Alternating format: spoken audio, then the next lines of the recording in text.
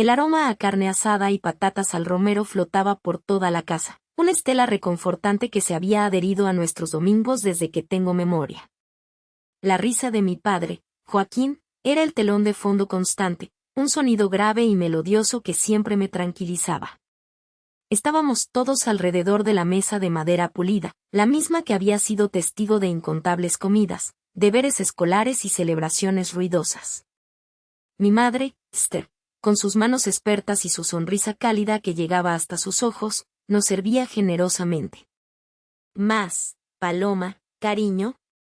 Estás muy delgada últimamente, murmuraba, aunque yo me sentía perfectamente bien, llena de vida y de la energía que me daba saber que tenía un lugar tan inquebrantable en este mundo. Su preocupación era un bálsamo, una prueba irrefutable de que siempre estaría allí para mí. A mi lado, mi hermana Beatriz, con su cabello oscuro y brillante, bromeaba sobre mi supuesta mala suerte en el amor, aunque sus ojos reían mientras lo hacía. Ya verás, hermana, un día de estos encontrarás a un tipo tan aburrido como tú y seréis felices forjando una colección de sellos, me molestó, propiciando que soltara una carcajada.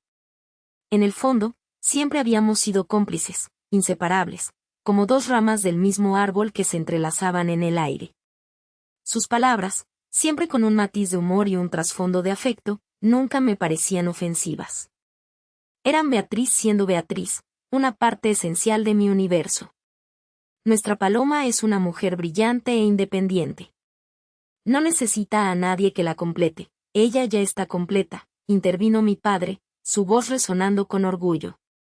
Sus ojos se encontraron con los míos, esos ojos que siempre habían reflejado una fe ciega en mis capacidades. Ver esa mirada de admiración en él era mi mayor motor. Me sentía invencible, respaldada por un amor que creía incondicional. Además, añadió Esther, posando una mano suave sobre mi brazo, su trabajo la apasiona. ¿Verdad, cariño? ¿Cómo va el proyecto nuevo en la oficina? ¿Estás contenta? Mi trabajo en la empresa de logística familiar era mi otra gran pasión. Me permitía aplicar mi mente analítica, innovar, y sentía que contribuía al legado de mis antepasados. Va muy bien, mamá. Hoy cerramos un acuerdo importante. Creo que realmente podríamos expandirnos en el próximo año, respondí, sintiendo una oleada de entusiasmo. Joaquín asintió con una sonrisa satisfecha. Lo sabía. Siempre te dije que heredarías mi habilidad para los negocios, Paloma. A Beatriz le gustaba bromear con que yo era la hija favorita en cuanto a asuntos corporativos, pero era una broma amable, sin picardía. Éramos un equipo, una familia fuerte y unida, cada uno aportando lo suyo a ese tejido indestructible de amor y apoyo mutuo. Después de la comida, como era tradición, nos sentamos en el salón. Joaquín con su periódico, Esther tejiendo, Beatriz mirando algo en su teléfono y yo, leyendo un libro o simplemente disfrutando de la quietud reconfortante de estar todos juntos. El sol de la tarde se colaba por los ventanales, pintando el salón con tonos dorados. Me sentía en paz, profundamente segura, arraigada. Este era mi mundo, un santuario de amor y aceptación donde nunca se alzaría una voz con verdadera ira, donde los problemas se resolvían con comprensión y donde mi lugar estaba garantizado. La idea de que algo pudiera amenazar esta perfección simplemente no existía en mi mente. Mi familia era mi todo, y yo era la suya. Éramos inquebrantables. Éramos inquebrantables. Esas palabras resonaron en mi mente como un eco amortiguado, una melodía que se rompería en mil pedazos antes de que el sol se ocultara por completo. La quietud dorada de la tarde, que tan plácidamente me envolvía, comenzó a tornarse pesada, casi opresiva. Estaba absorta en mi libro, una novela histórica que me transportaba a otro tiempo, cuando un olor acre, como a plástico quemado, me invadió de repente. Fruncí el ceño. «Mamá, ¿hueles eso?», pregunté, levantando la vista del libro. Esther, inmersa en su tejido, levantó la nariz. Joaquín, con el periódico bajado, olisqueó el aire. Beatriz ya había apartado el teléfono, con una expresión de perplejidad. «Qué extraño, quizás la cocina», sugirió Esther, pero antes de que pudiera terminar la frase, un chasquido seco, eléctrico, y una pequeña ráfaga de chispas emergieron detrás de la vieja lámpara de pie que mi abuela tanto amaba. Estaba justo al lado del sofá donde yo me sentaba. La tela de la pantalla, reseca por los años, prendió casi al instante. Fuego, el grito de Beatriz rompió el idilio. En segundos, las chispas se transformaron en lenguas de fuego que lamían la cortina de terciopelo que caía cerca. El pánico inicial fue un golpe al estómago. Joaquín reaccionó primero, volcando el vaso de agua que tenía en la mesa auxiliar hacia la base de la lámpara, pero era inútil. El sofá de tela vieja, ya reseco por el sol, actuó como una yesca. Un calor intenso me envolvió. Instintivamente, intenté levantarme, pero el fuego ya crecía con una velocidad aterradora. Retrocedí, tropezando con el borde de la alfombra. Un pequeño mueble auxiliar, también antiguo, se tambaleó y cayó. En su caída, golpeó un antiguo jarrón de porcelana que contenía un pequeño calentador de agua que habíamos usado para el té de la tarde y que aún estaba enchufado. El cristal se hizo añicos, y el agua hirviendo se derramó. Grité. No fue un grito de pánico, sino de un dolor punzante y agudo que me atravesó el brazo derecho y la parte superior del pecho. La ropa se me pegó a la piel quemada al instante.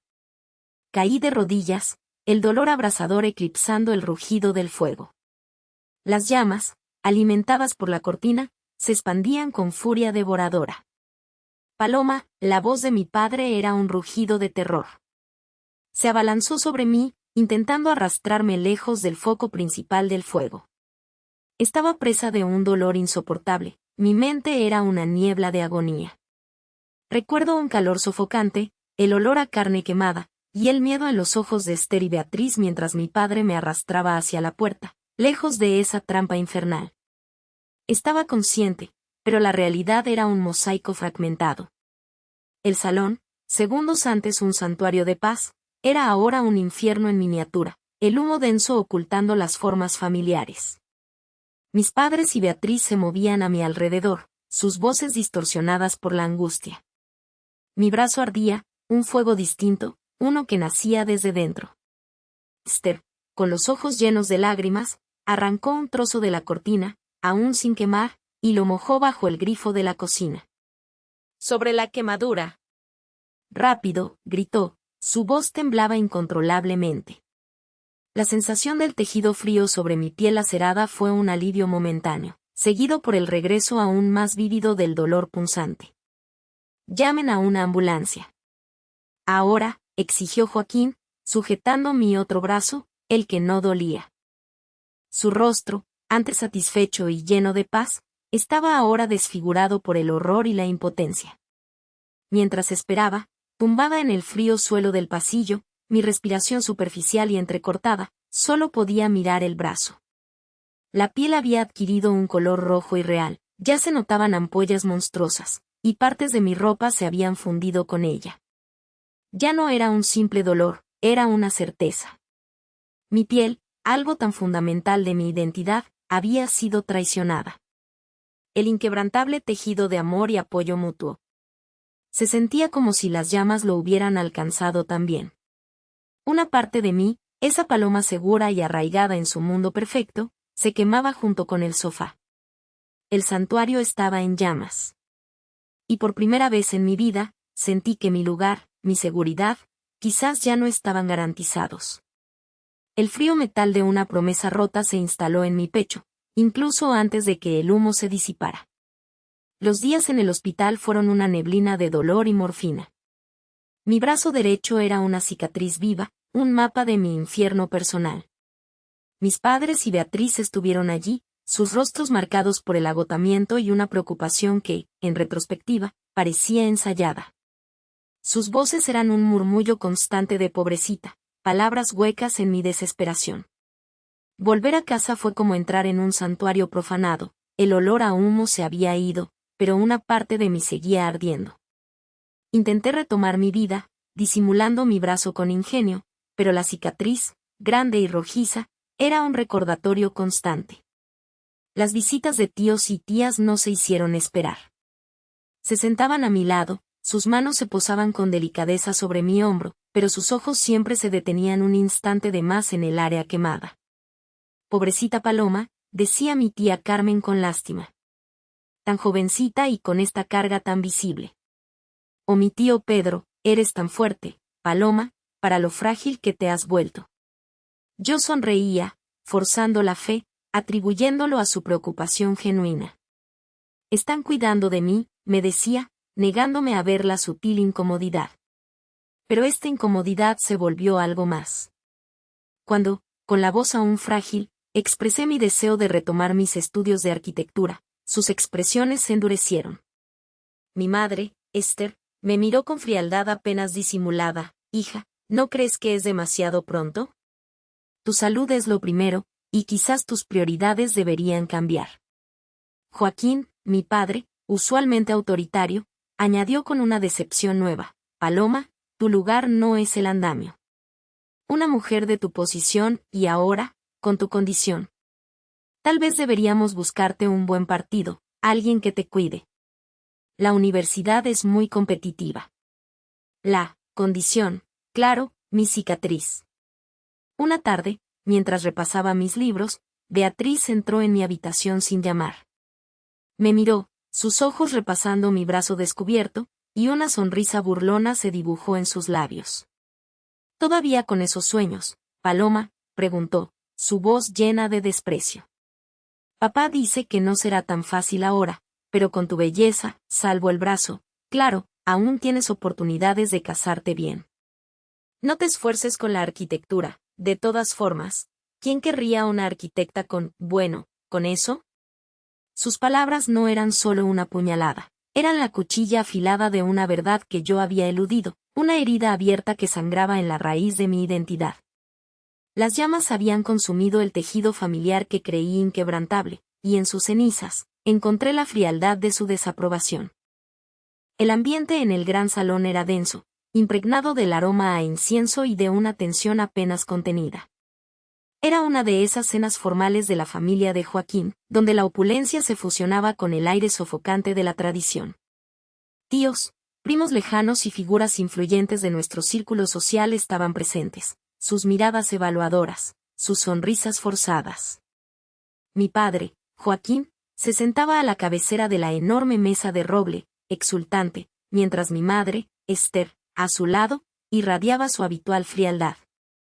Beatriz, como siempre, se arreglaba el cabello, lanzándome miradas furtivas, una mezcla de curiosidad y desdén. Sabía que aquella noche no era solo una reunión social, los murmullos sobre la herencia y el futuro de la empresa familiar, Constructora Ruiz, habían circulado durante semanas. Mi padre, con una copa de vino en la mano, se levantó para dar un brindis, su voz resonando con autoridad. Habló de la importancia del legado, de la continuidad, de la sangre. Mientras tanto, sentí una mirada pesada sobre mí. Era mi tío Fernando, el hermano mayor de Joaquín, un hombre de negocios implacable y con una ambición tan desmedida como la de mi padre. A su lado, su hija, mi prima Isabel, una mujer de apariencia dulce, pero con ojos que delataban una envidia profunda hacia cualquier resquicio de atención que yo alguna vez hubiera recibido. La conversación derivó rápidamente hacia planes futuros. Joaquín, con su habitual tono pomposo, comenzó a delinear sus visiones para la empresa. Paloma, hija, dijo de repente, volviéndose hacia mí con una expresión que intentaba ser paternal, pero que no ocultaba un matiz de reproche. Siempre tuvimos grandes esperanzas en tu capacidad. Aunque, ahora. Dejó la frase suspendida en el aire, sus ojos deteniéndose brevemente en mi brazo, cubierto por la manga larga de mi vestido. Los murmullos empezaron, como un coro silencioso de juicio. Fue entonces cuando tío Fernando intervino, con una sonrisa que no le llegaba a los ojos. Permítanme contarles algo que me ocurrió la semana pasada con nuestra querida Paloma. Su voz era grave, melodiosa, diseñada para captar la atención de todos. Pedí ayuda a Paloma con unos documentos importantes de la empresa que necesitábamos organizar con urgencia. Un asunto menor, nada complicado. Pero, al parecer, el estrés las secuelas, le causaron una leve confusión. Se puso nerviosa, la pila de papeles se cayó al suelo y los mezcló todos. Tuvimos que empezar de cero.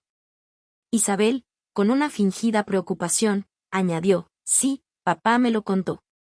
Paloma, entiendo que aún no te sientes del todo bien.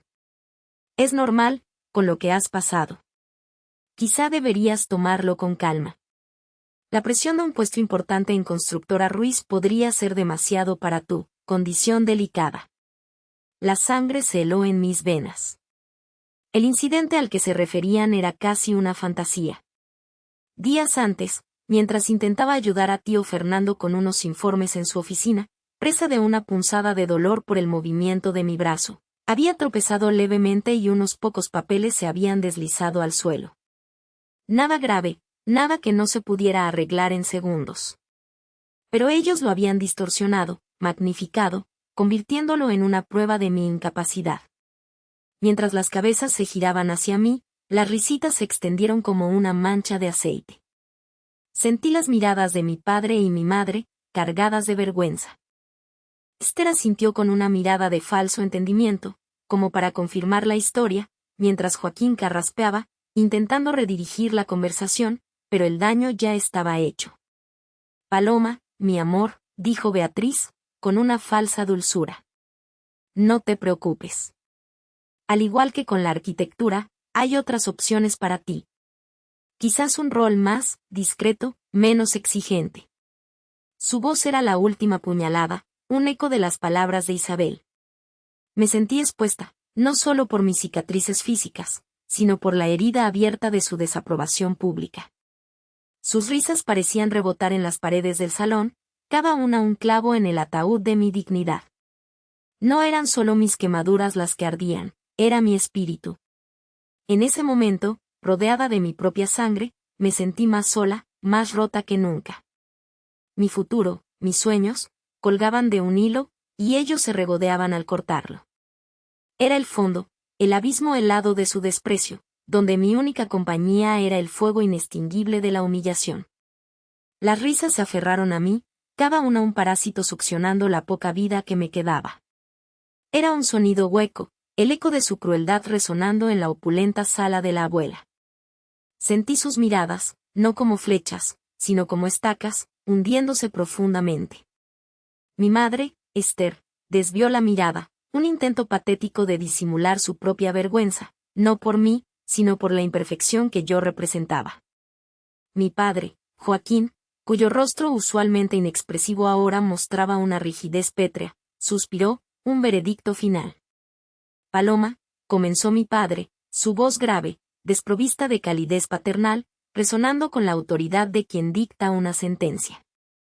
Hemos estado discutiendo, tu madre y yo, con la familia. Y, lamentablemente, hemos llegado a una decisión. Mi corazón latió con una premonición helada. La voz de Beatriz, un momento antes una puñalada, ahora se sentía como una herida superficial comparada con esto. Pensamos que, dados los desafíos que has enfrentado, y la imagen que la familia debe proyectar, seguir financiando tus estudios de arquitectura ya no es viable, continuó. La palabra, desafíos, colgó en el aire, un eufemismo para mis cicatrices, para su vergüenza. La respiración se me atascó en la garganta. ¿Retirar el apoyo? Ahora, cuando esto era mi última esperanza. No solo la carrera, Paloma, intervino mi madre, Esther, su voz suave pero con un filo gélido. Es por tu falta de resiliencia. Necesitamos un carácter fuerte, una presencia impecable para representar el legado familiar. Y, cariño, tú simplemente no tienes la imagen ni el temperamento para eso.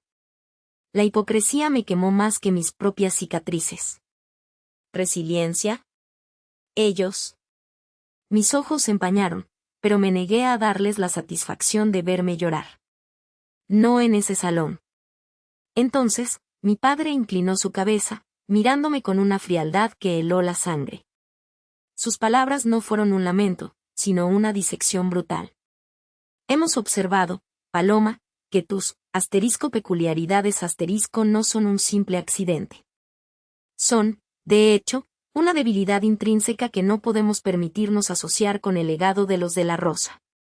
Ese tipo de vulnerabilidad simplemente no tiene cabida en nuestra estirpe. No puede ser el rostro de lo que representamos. Debilidad. La palabra resonó en cada fibra de mi ser. Mis cicatrices, mapa de mi supervivencia, habían sido reducidas a una debilidad que manchaba su preciado legado familiar. Era el juicio final contra mi esencia. La burla en sus ojos, la indiferencia en sus gestos, la convicción en la voz de mi padre. Mis propios padres, lanzándome al abismo por su imagen. Las risas, un coro antes distante, ahora se elevaron en un crescendo, envolviéndome. Cada carcajada, cada susurro, se grababa a fuego en mi memoria, prometiendo no solo dolor, sino una determinación fría y silenciosa. Me sentí como cristal, y con cada palabra, un nuevo fragmento se rompía. Estaba en el fondo, sola, con el eco de su desprecio como única compañía. Pero en la profundidad de esa agonía, un germen, pequeño e imperceptible, comenzó a formarse. Una promesa no de lágrimas, sino de algo mucho más duro. Aún no sabía qué era, pero sentía su fría promesa. Esa misma noche, el eco de sus risas seguía taladrando mi cráneo.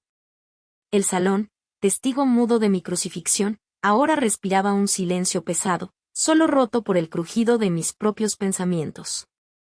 Mis padres no perdieron el tiempo. Antes de que el sol se ocultara del todo, la sentencia final fue pronunciada. Mi padre, Joaquín, me encontró en mi antigua habitación, empacando unas pocas pertenencias que consideraba indispensables. No había rastro de calidez, ni un ápice de esa paternidad que juró protegerme. Mi madre, Esther, se mantuvo en el umbral, su rostro una máscara impasible, su mirada fija en algún punto incierto detrás de mí.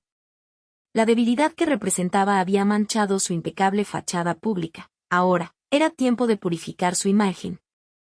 Paloma, su voz era un bisturí frío y preciso, hemos discutido tu situación. Creemos firmemente que necesitas un cambio. Esta casa, nuestro legado, no es el entorno adecuado para que desarrolles tu potencial, punto. La forma en que escupió la palabra, potencial, hacía que se retorciera en el aire, cargada de sarcasmo. Me giré, la maleta a medio cerrar, el nudo en mi garganta apretando con cada segundo. ¿Mi potencial? ¿O el hecho de que mis cicatrices, las que ustedes me ayudaron a fingir que no existían, ahora estorban el legado de los de la Rosa? La insolencia en mi voz era un acto de desafío, un último grito antes de la aniquilación. Joaquín dio un paso adelante, la sombra de su autoridad envolviéndome. Necesitas aprender a ser independiente. A valerte por ti misma. La vida real es dura, Paloma. Y tus, peculiaridades tus cicatrices, como las llamas, no son un atributo de fortaleza. Dan una mala imagen. Nuestro negocio, nuestra reputación, no pueden permitírselo. Se detuvo, dejando que sus palabras se hundieran. Tu hermana, Beatriz, siempre ha entendido esto. Ella siempre ha sido una de nosotros. La comparación con Beatriz, su hija perfecta, cuya piel impoluta reflejaba la perfección que ellos anhelaban, fue un golpe directo al estómago. No solo me desterraban, sino que me recordaban lo que nunca sería para ellos. Tienes una maleta, continuó Joaquín, y lo que te pongas. Eso es todo. Es hora de que vueles sola. No había billetes en mi monedero, apenas unas pocas monedas sueltas. Ninguna oferta de apoyo, ningún número de emergencia, ninguna dirección a dónde ir. Era la expulsión más absoluta, la negación total de la sangre que corría por mis venas. Mis manos temblaban mientras forzaba el cierre de la maleta. No había argumentos, ni súplicas. Había llegado a un punto donde sabía que no había retorno. El camino que me estaban obligando a tomar no era de independencia, sino de abandono puro, disfrazado de una lección. Salí de la habitación, mis padres siguiéndome en silencio a través de los pasillos opulentos, cada paso una tortura hacia la inevitable puerta principal. Los cuadros de la familia de la Rosa, sus ancestros impolutos, sus rostros sonrientes y perfectos, Me observaban desde las paredes como un jurado silencioso. Las voces de sus carcajadas resonaban, no solo las de ellos, sino las de todos los presentes en el salón. La humillación pública, ahora, era seguida por la condena privada. La puerta se abrió. El aire frío de la noche me golpeó el rostro, un sudario helado que contrastaba con el calor sofocante de su desprecio. Detrás de mí, la luz de la gran casa parecía rechazarme, como un monstruo que devoraba su propia sombra. La última imagen que tuve fue la de mi padre, erguido y en control, y mi madre, aún inmóvil en el umbral, ambos mirando cómo me convertía en una silueta solitaria en la oscuridad. La puerta se cerró con un clic final, sellando mi destino. De pie en la acera, tan solo con una maleta y las ropas puestas, el frío traspasó mi abrigo, pero no era la temperatura lo que me helaba.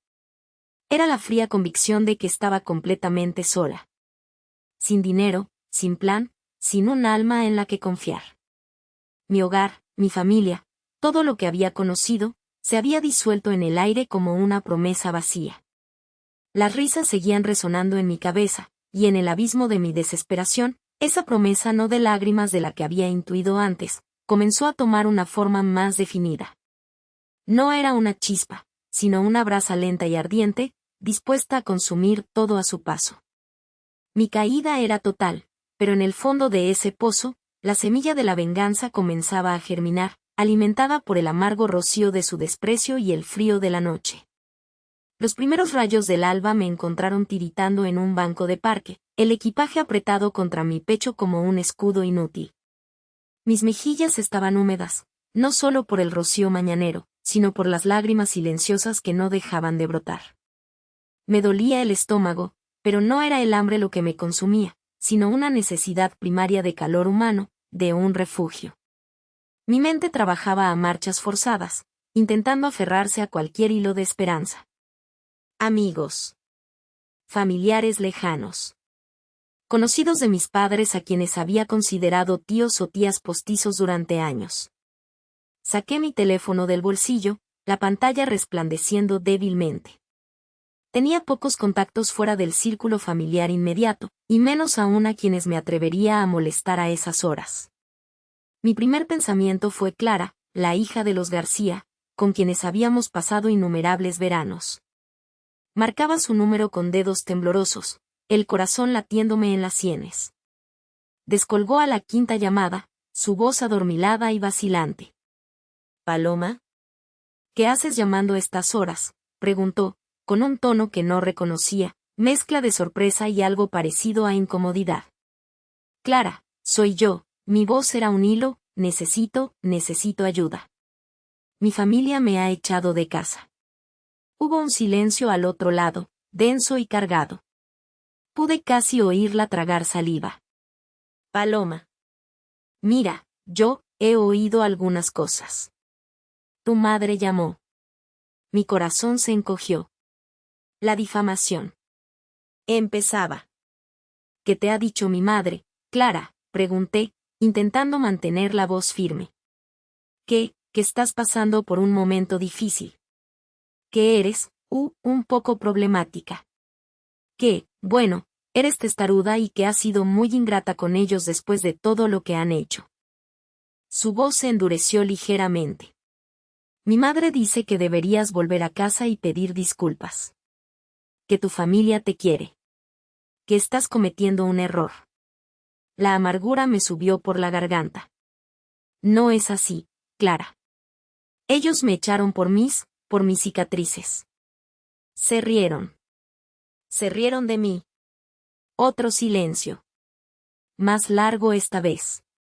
Luego, un suspiro exasperado. «Mira, Paloma, no queremos meternos en problemas familiares. Mi madre me ha dicho que no es buena idea». «¿No es buena idea ayudar a una amiga que está en la calle?». La incredulidad y la rabia luchaban en mi interior. «No te lo tomes a mal, pero...». «No, Paloma. En serio. Tienes que arreglar esto con tu familia. Es tu familia». Su voz ya era fría. «Lo siento. Espero que todo se solucione. Adiós». Y colgó. El pitido de la línea cortada dolió más que una bofetada. No había calidez en su voz, solo el eco de las mentiras de mi madre. Intenté con otros, con el mismo resultado. La tía Carmen, amiga de Esther desde la universidad, me escuchó con frialdad, luego me sermoneó sobre la gratitud filial y la obediencia. Don Fernando, socio de Joaquín, me despidió con un lo siento, las cosas de familia se arreglan en casa. Nadie preguntaba, nadie dudaba de la versión de mis padres. Para ellos, yo era la niña problemática, la ingrata que se había atrevido a desafiar a su amorosa familia. La verdad era una carga demasiado pesada, demasiado incómoda de creer para ellos. Más fácil era aceptar la narrativa de los poderosos, de quienes siempre habían sido el pilar de la comunidad. Mis padres, al parecer, habían movido los hilos antes de que yo siquiera tocara a la puerta. No me habían subestimado en este aspecto. Habían tejido una red de calumnias a mi alrededor, una jaula invisible de la que no podía escapar. Con cada rechazo, la desesperación se profundizaba, pero también una frialdad distinta. Las lágrimas se secaron. Ya no había un nudo en la garganta, solo una sensación de vacío. No me quedaba nadie. Ni un alma. Todos se habían vuelto en mi contra, o al menos, en contra de la verdad. La promesa de no lágrimas ya no era solo una intuición, sino una necesidad. No podía permitirme sentir. Porque, si sentía, el dolor me consumiría. Y si eso pasaba, no habría espacio para lo único que me mantendría viva, la brasa. La brasa de la venganza. Estaba rota, humillada, exiliada. Pero aún así, algo dentro de mí, en lo más profundo de las cicatrices, se negaba a extinguirse. Era un fuego lento, alimentado ahora no solo por el desprecio, sino por el absoluto y absoluto aislamiento. Me prometí que cada puerta cerrada, cada palabra cruel, sería un ladrillo en mi nuevo camino. Un camino pavimentado de resentimiento y determinación. Este no era el final, era solo el inicio de la verdadera caída, antes del ascenso. La verdadera caída. No era una metáfora lejana, retórica. Era el golpe contundente de la realidad contra mis huesos, el eco sordo de la puerta de los albergues cerrándose a mis espaldas, el hedor agrio de la desesperación. El inicio de la verdadera caída se tradujo en colchones infestados de chinches, en el frío que se me pegaba a la piel incluso en verano, en el constante latido de hambre en mi estómago. Mis días se convirtieron en una monótona sucesión de humillación y esfuerzo inútil. Empecé como lavaplatos en un restaurante clandestino, mis manos, que una vez habían acariciado libros y partituras, ahora estaban permanentemente agrietadas por el agua hirviendo y el jabón corrosivo. El vapor me recordaba al fuego, y las cicatrices en mis brazos parecían resonar con el dolor de las quemaduras recientes. El salario era una miseria que apenas cubría el alquiler por un espacio compartido en el suelo de un sótano húmedo. De allí pasé a limpiar baños en estaciones de autobús, un foso de inmundicia que nadie más quería tocar. Me movía como un fantasma, invisible, esperando que nadie me reconociera. Los retretes rebosantes, el vómito seco, los grafitis obscenos, cada tarea era una bofetada a mi dignidad. ¿Así acabas, Paloma? La brillante Paloma, la prodigio de los Hernández, se burlaba una voz en mi cabeza, la de Beatriz, su risa resonando con la de Joaquín y Esther. La comida era un lujo que rara vez me podía permitir. Un puñado de arroz frío, un pedazo de pan seco que rociaba con agua para hacerlo más digestible. Mi cuerpo se encogía, mis costillas se marcaban bajo mi piel estirada. La fatiga era una manta pesada que me envolvía desde el momento en que abría los ojos, y el sueño era un intruso esquivo, atormentado por pesadillas de fuego y risas. La tos seca y persistente se había vuelto mi compañera constante, una infección de pecho que no podía costearme tratar. Cada respiración era un esfuerzo, cada paso un acto de voluntad. La enfermedad se arrastraba por mi cuerpo, debilitándome, dejándome vulnerable. La brasa de la venganza, que una vez me había parecido un fuego rugiente, ahora era solo una chispa moribunda, amenazada por la oscuridad absoluta. ¿De qué servía la venganza si no tenía ni la fuerza para levantarme de la cama? La humillación se había incrustado en cada fibra de mi ser, despojándome de mi identidad. Ya no había una paloma reconocible. Solo un cuerpo cansado, un espíritu machacado. La esperanza se había desvanecido como el humo, dejando solo un vacío gélido. Había noches en las que, envuelta en mi abrigo raído, me arrastraba hasta el puente más cercano, el río oscuro bajo mis pies llamándome con una promesa tentadora de paz. Un brinco, un instante de frío aterrador, y luego, nada. No más hambre. No más enfermedades. No más risas de mi familia. No más recuerdos del desprecio en los ojos de Joaquín y Esther. Era una tentación dulce, una salida silenciosa, un escape de esta existencia insoportable. ¿Por qué seguir luchando?, me preguntaba la voz agotada en mi cabeza. Ríndete, paloma. Ya está. Ya no hay nada por lo que vivir. El abismo me tentaba. Estaba a un paso de la rendición total. Pero entonces, justo en el borde de ese precipicio, un destello casi imperceptible. No era la euforia de la venganza que había sentido antes, sino una obstinación fría, brutal. La imagen de sus caras, sus risas crueles grabadas en mi mente. La satisfacción que sentirían si supieran que había cedido, que su rata se había roto por completo. No. No les daría eso. No les concedería esa victoria. Una brasa minúscula, casi imperceptible, se encendió de nuevo en lo más profundo de mis cicatrices. No había luz, solo una promesa silenciosa y gélida, aún no era el final. Este dolor, esta humillación, esta desesperación, sería el cimiento. El fuego esperaba.